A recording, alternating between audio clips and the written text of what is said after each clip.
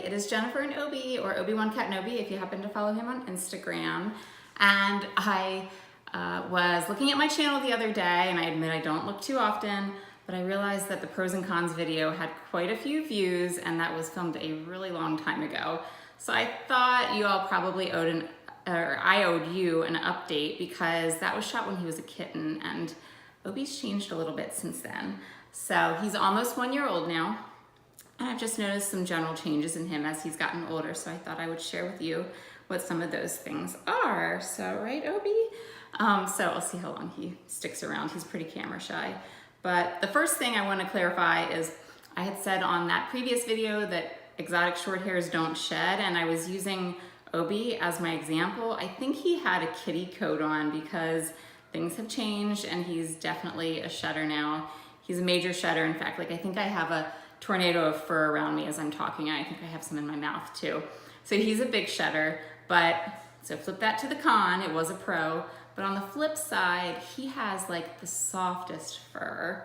And I wish you guys could touch him right now. I had a chinchilla when I was in college, and I sort of think he feels like a chinchilla. Not as soft. He doesn't have to and he doesn't have to roll in volcano ash, so that's good. But anyways, he's way soft, but he does shed. So that's one change in Obi. He's also calmed down a little bit. So he used to be pretty wild and crazy, and he liked to sleep with us at night, but otherwise he was a crazy kitty. But now he likes to hang out with me for most of the day while I'm at work. He sits with me. And then he has about 2 or 3 hours of craziness in the morning where he bounces off the walls, literally, and jumps around and does all kinds of silly cat antics. And then he sleeps for a while, and then he has a second round around the evening. And then he goes to bed with us. So he still sleeps with us at night. He really is a people's cat. I think that's the case for all exotic short hairs. I contributed to the breed. I think Persians are supposed to be the same way. They're just people cats. They love to be around people. So even right now, even though he's not in front of the camera, he's right behind the camera sort of checking things out. And that's awesome, and I'm so glad we got an exotic short hair for that reason. So he's not as wild and crazy. He's mellowed out a little bit, as would be expected with an adult cat, but he still has his playful side. So, but just a slight change there. And then otherwise, his color. So just something to know if you get an exotic short hair. Maybe this is the case with all cats, but we thought we had gotten a white cat.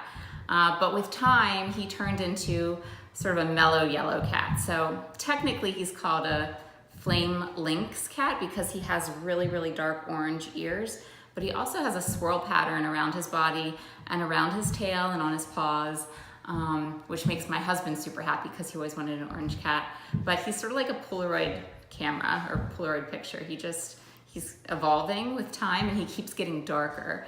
So I guess that's something just good to know about cats in general, is that they do get darker as they get older. And I didn't know that at first.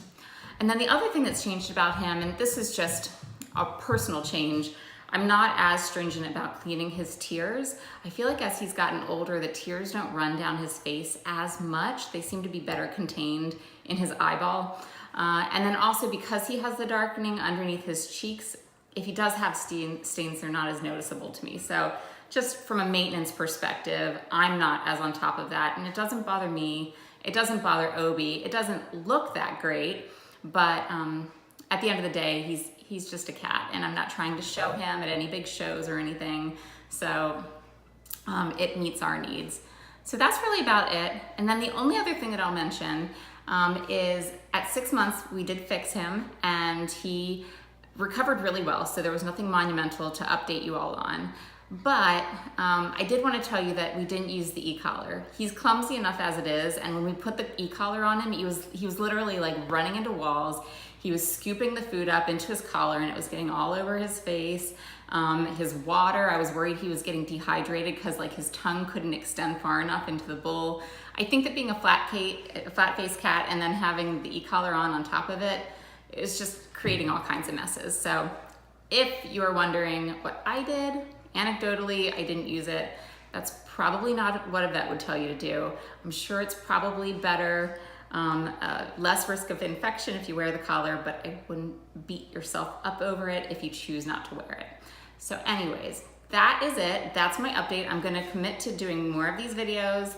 I'm gonna try to do some better quality. I think on the next one, I'm gonna use my camera and I'm gonna try to look actually into the spot where I'm supposed to be looking instead of out in the middle of nowhere, because I got some comments about that. So still adjusting to all this. So yeah, and he's turning 1 May 4th, so May the 4th be with you all, and I'm gonna probably do a recipe video. I'm thinking of doing a little kitty cake for him, so stay tuned. That'll be coming next. And I hear my oven beeping, so I'm gonna take that as a cue that I need to go. I don't want my fish to catch on fire, so I hope you all are having a great day, and thank you so much for tuning in. If you have any questions about exotic short hairs, or if there's something that you want to see, stick it in the chat box down there, and I will be sure to read it, and I will respond or do a video. So thank you all again, and have a good one. Bye.